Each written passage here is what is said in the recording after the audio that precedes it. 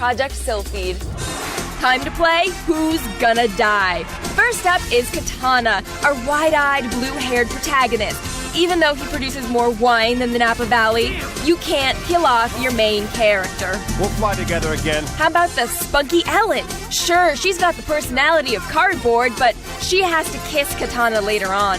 And then there's Brandon. The quiet one of the bunch, always willing to... Well, thanks for playing the game, Brandon. Project Sylpheed for your Xbox 360 takes the premise of a 3D space fighter, sucks out all the personality, and proves that fighting in space is pretty boring after all. The story has the structure of a 10-year-old recounting an old Gundam episode, a rebellion for rebellion's sake, stock characters such as the gruff instructor. Don't get yourselves killed! Thanks. Let me put that with don't put a penny in a light socket. Faux cleavage, faux emotion. One guy died. I just killed 50 faceless enemies and this one death is supposed to matter?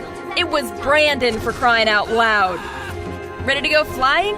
Whoa, slow down there, Mario Andretti. You can't just jump into the cockpit and start shooting off missiles wildly into the empty void of space. Have you checked your speed versus your relative speed of your target? Missile warnings, radar map, range of cone and missile detector, kill count, along with the 50 talking heads? Project Sylpheed's interface complicates such a simple fire and kill game. And just what am I fighting here? Space jets? Black Raven death squads? The simple love of two boys in the prime of their lives that can only be truly expressed in a fan fiction of a young girl? Ouch, that hurts! Actually, I don't know. The sweeping madness of Titanium Titans turns out to be no bigger than a speck on the screen. More often than not, combat boils down to scan, lock on, fire, and move on. Project Sylpheed isn't without its merits. Stylish, slick, at times beautiful as traces of fuchsia and cyan vapor trails linger in the dance of metal giants drifting through the void. Then you remember that space is but an airless vacuum incapable of maintaining vapor. With all the elements present for a space adventure, Project Sylpheed forgets to add any sort of personality to the mix.